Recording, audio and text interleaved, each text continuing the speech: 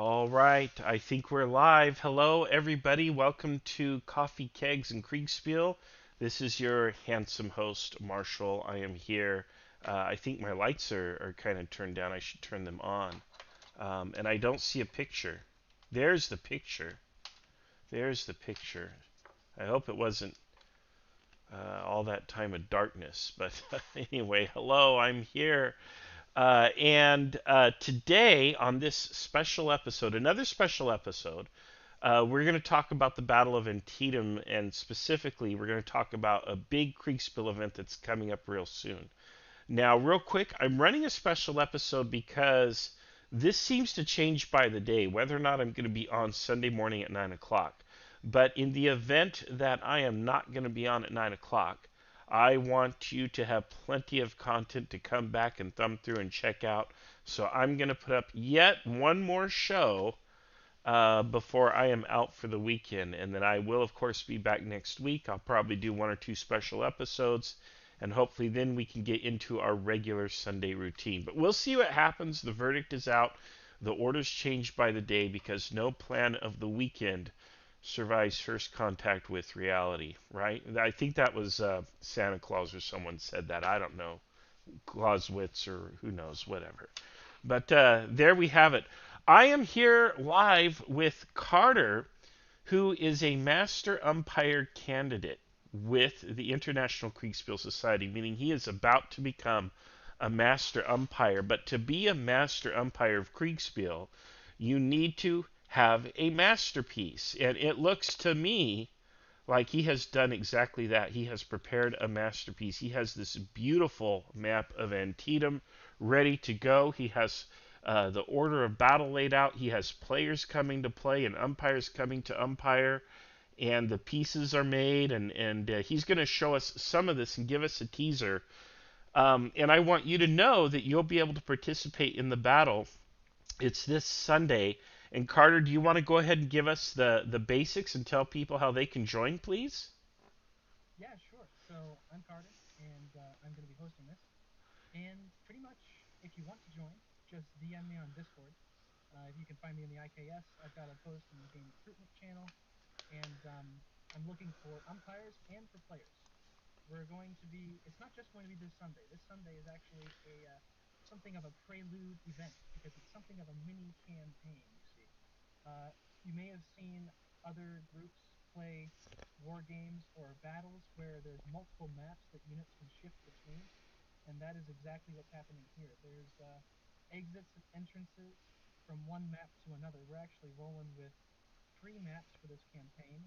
This is the Antietam map that you're looking at, but if I go ahead and press the number one here on my keyboard, you Oh, can see we've cool. got this awesome map of Harper's Ferry, and if I press the number uh, two, I believe, no, three on my keyboard, we've got this map of South Mountain, which is what we'll actually be using for the game on Sunday.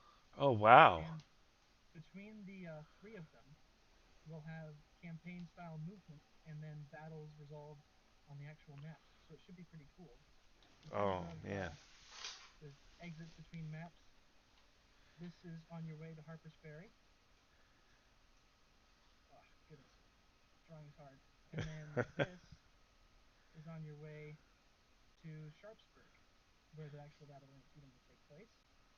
Then if we go to the Harper's Ferry map, which I'm actually press one for, we've got your route to Sharpsburg this way, to South Mountain this way, and also to Sharpsburg on the Virginia side.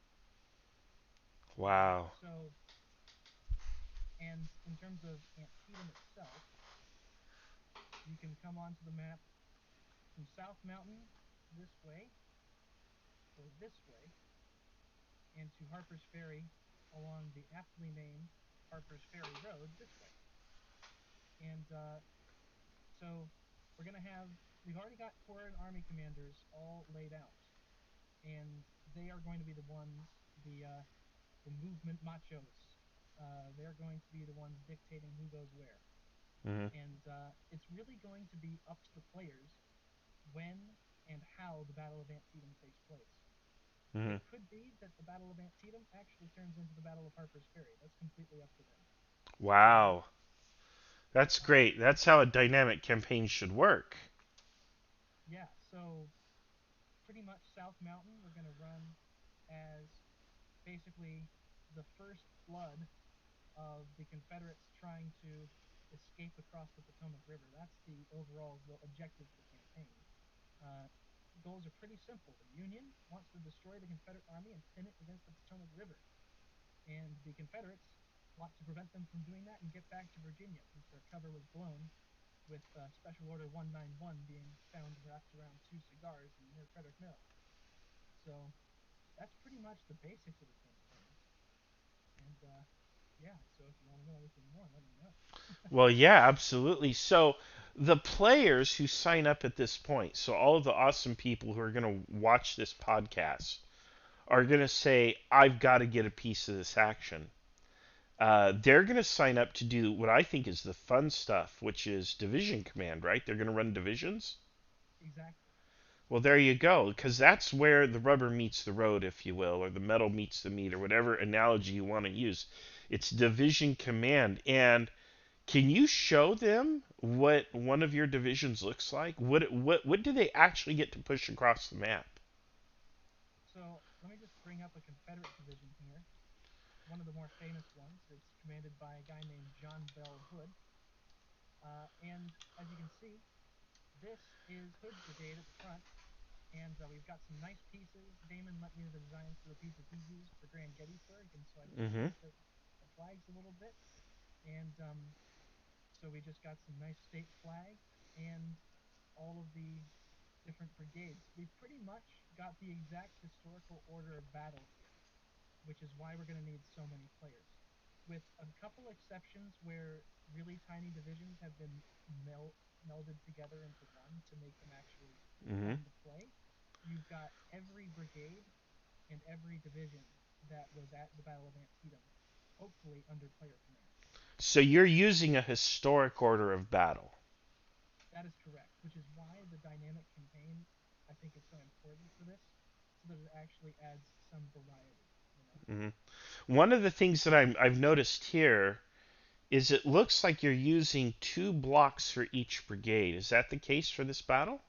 that is, which is to reflect the combat losses and losses to disease of each brigade in the actual campaign. Most brigades by this point in the Civil War would not have been their paper strength. You know, Mm-hmm. their paper strength, which is usually in this community signified by three blocks of infantry or three blocks of or four blocks of cavalry, Mm-hmm. would have been about chop a third of that off, and that's about what you've got. Just to make an example, the Fourth Michigan Infantry, a regiment hailing from my alma mater, uh, at the beginning of the war, it had about 1,000 men in the regiment there, and by the time of the Battle of Gettysburg, they were down to about 340 people, Wow. mostly by disease or from combat casualties. And Wow. instead of replacing losses in these regiments, they'd simply add new regiments to brigades. So you look at the historic order of battle, and you see, a brigade that has like 6 or 7 regiments in it, but each of those regiments only has a couple hundred guys, which will total to about 1,000 to 1,500 men. It's Mm-hmm. about half of the paper strength of each brigade. So we've signified that by reducing the size of most of the brigades to 2 blocks apiece. Well, that makes sense. So there are some brigades that may have three blocks, right? Yes, and if you're a player, you didn't hear that. No, I'm kidding. are um, are there blocks that will run, or are there brigades that are only single blocks? I haven't done that to anybody, so it would be fun. And because of the nature of this being a campaign as opposed to necessarily just one battle, it Mm-hmm. will be possible if you throw away a brigade early on in the campaign or a block that you'll be down to a division that has like 3 or 4 blocks of varying size, right? Mm-hmm. So you've got to be smart, and it encourages players not to just smash their heads against each other. You've got to be smart, and you've got to try and preserve your force for as long as possible. So here's a block that's been reduced in size, which I just did here. Now, question is, do these blocks get reinforced during the campaign? So let's say I go into battle and I send Hood's division into battle and I get a bloody nose. Are any of these guys coming back? Are they being reinforced, or am I stuck with this? Very rarely will it be reinforced, and it depends on whether or not it gets hit or disrupted. Hmm. If it Right, gets disrupted, I'm more likely to um, send replacements back. The amount of wounded, right. while very, very high, and a lot of them would have would have amputations or whatnot that would Hmm. prevent them from coming back into combat. Right. Depending on the amount of losses, I just have to keep this, on neutral. Hmm. I might reinforce with, say the guy gets a scratched hand and has to fall back, or people run away and come back. I might here and there reinforce brigades, Hmm. but most of the time it's going to be no. Wow.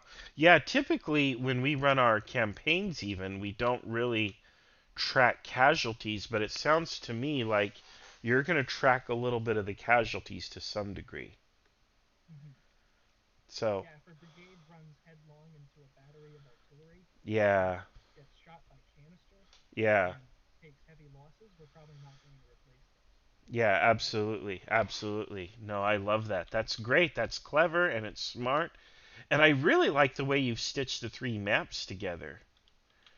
So, yeah, no, it's pretty much all I had to do was go into Google Maps mhm. and just uh, take the time it takes to walk from one spot to another, Ha- and that's the time it will take for you to move from one map to the other.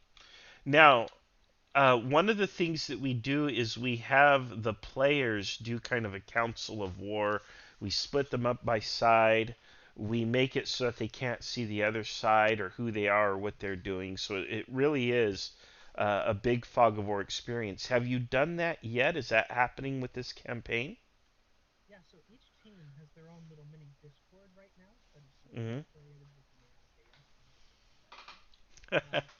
And each team has basically that whole Discord is their council of war. And I'm thinking when we actually get to running the battles, each team will be in voice channels in their own Discord so that no team can see how many players are playing on the other side. So Yeah. it doesn't give you you can't look at the players on the voice chats and say, okay, they've got this many divisions and this many troops. Yeah, Um, I really like that idea of actually running multiple discords even to preserve that fog of war element because one of the issues we've run into, you and I know, Carter, is playing games on our main Discord. You can just scroll through it, you can't help it, and you get a sense of who is on the other side or so on. Now, how much attention you pay to that and how much gravity you give that is up to each individual player. But yeah, if we remove all that metadata, if you will, we strip out all that metadata from the gameplay, I think it really amps up the quality of the experience that players have. And I would bet you like 99 out of 100 players would rather play that way, even if it is a little bit more complicated. I know I, for one, would love to play that way. yeah, no, it's going to be a lot of fun, and definitely is one of the things we're trying to do is meta gaming is going out the window. Hmm. We're going to try and limit that as much as possible. Right. No, I think that's excellent. And this is really about as close as you're going to get to having the sensation of actually fighting in an actual period conflict that you're going to be able to get in a wargaming context. Because one of the things that Kriegsspiel does is it has beautiful fog of war, and we've actually taken it to the next level, above and beyond what original Kriegsspiel does. Because in original Kriegsspiel, you have three tables, and the red team and the blue team see everything that's on their table. So we've actually managed to break it down even further using Tabletop Simulator and Discord, so each individual person is kind of in their own little bubble where they can see only what they can see. Even if their other teammates have a lot more information, your information is really limited. And that is so much better than the hex encounter war games or area movement games or whatever. And with everything resolving simultaneously, that's better than the I go, you go systems. So there's incredible sensation of fog of war. Everything is resolved simultaneously. It is just so much more fun. People, I think, are getting hooked after only one game. Um, your players, you've been running games like almost daily, Carter. What are you up to in the IKS? You're running games almost daily. You know, I'm just probably should focus a little bit more on my schoolwork now. So that's why I'm scheduling these on weekends so that I can focus on schoolwork during the week. But I just, exactly what you were saying. I just find it so much fun. Hmm. The thing that as an umpire really hooks me is that unlike any other war game, you're seeing how real people react to real situations. Mm, And it's given me a whole new appreciation, both playing and umpiring, of what the real people that had to command divisions or corps or armies in a battle in these conflicts had to go through. You read a history book and you have all this information in front of you, and it's very easy to judge one of these commanders and say, why did you not do this instead of what you actually did? And playing Kriegsspiel and getting to see just how foggy war actually is, mm, um, it really gives you an appreciation for just how even the worst commanders you study in history understand tactics and strategy way more than we do, you hmm. know? Right, And they're just acting on the information available. right. Yeah, that's that's interesting. Okay, I'm getting comments that the volume is low. I thought I had turned it up. I apologize. I hope we have good enough volume. I don't know why it's coming in low. I'm sure it's a setting on my end, and I apologize to the viewers and to you, Carter, if that's the case. But before we wrap up here, how does a person get in on this game? Yeah, so just in the game sign up channel, I posted an announcement. Go ahead and either send me a message on Discord, or if you want to just ping me in the IKS server. And if you want, just tell me whether or not you want to play or be an umpire. I definitely need a lot of umpires. We've got a lot of players already, Mm. but I definitely want more players and umpires. So About how tell how me what many you would prefer, and I'll get you into the appropriate Discord. about And how many players so far do you think? if I go check Discord lists, I've got one, 2, 3, 4, 5, 6, 7, 8, 9, 10, 11, 12, 13, 14, 15, 16 players, Wow, wow, and about half as many umpires. wow. Well, and that's about the ratio you need, 1 to 2. Is a really good ratio. That's absolutely outstanding, and that means there's going to be a lot of variability, folks. When you play Kriegsspiel, you're playing against other human beings. You're not playing against an AI or a bot or anything else. You're literally playing against other human beings that are quaking in their boots over what could be over that hill or through those woods or across that river or whatever that may be. And that really changes the dynamic big time. So yeah, this is the experience. Anything else you want to go ahead, Carter?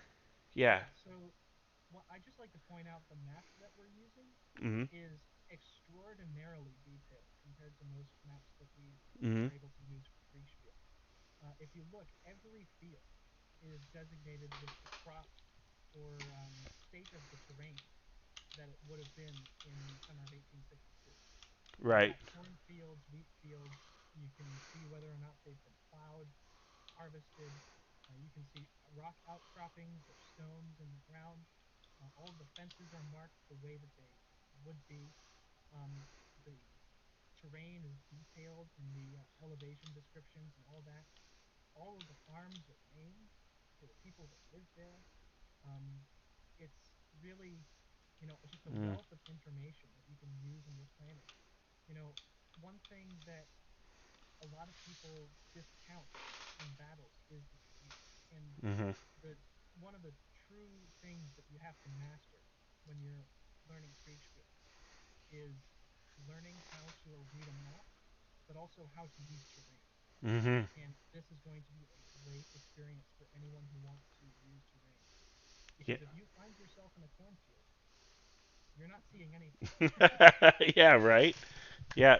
Well, this would have taken place in September, which is getting close to the time for harvest, and the Right. corn is tall. The corn is tall at this time of year. And see, in Kriegsspiel, you get that. That's taken into account. And again, yes, you just don't get this kind of experience playing your standard hex encounter war game. This is amazing. And look, Ivan Torres, Captain Torres, is already here, and he's saying, "Hey, he wants to help you umpire." And so there you go. I do want to tell everybody if you just join the Discord and say, "Hey, how do I get in on this action?" Right away, one, two, or three people are probably going to just kind of dogpile you and show you around. It's a very friendly, very mature community of people. We don't have a lot of the issues that other Discord communities or clubs or organizations sometimes have. It's free to join, it doesn't cost anything, everybody is welcome. It's a wonderful community. It's filled with gentle men and gentle women, so it's gentle personally there.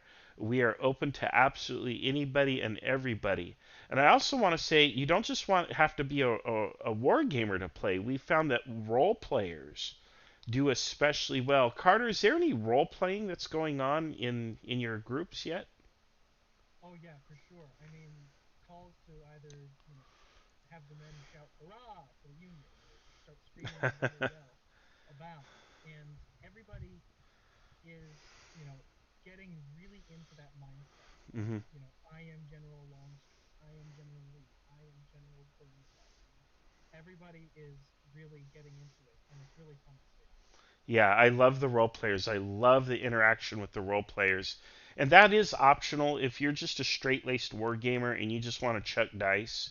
We've got a place for you and you're going to love it. But if you are a role player and you want to spend your afternoon or evening pondering, what would I write in a letter to another commander and then write that letter and send it? That's also welcome too, and it's just phenomenal and I love that stuff. So Carter, any last thoughts or anything you want to add? Well, I just hope to see you on Sundays, and again, this will be a weekly or bi-weekly thing for the next month or two, and it's going to be a great time, and you're going to get to experience what it's like to command a unit in one of the great battles in American history. And I am looking forward to umpiring at least many of those Sundays. So I'm really excited to see how you run your ship, Carter. I hope it's good and tight and those turns are good and fast. So there you have it. I want to tell everybody who is watching on YouTube, and I don't know if they're watching on our Patreon. I don't think this goes out automatically to the Patreon yet, but we do have a Patreon page, and people, of course, are absolutely welcome to donate and support the IKS and those of us who are making these videos.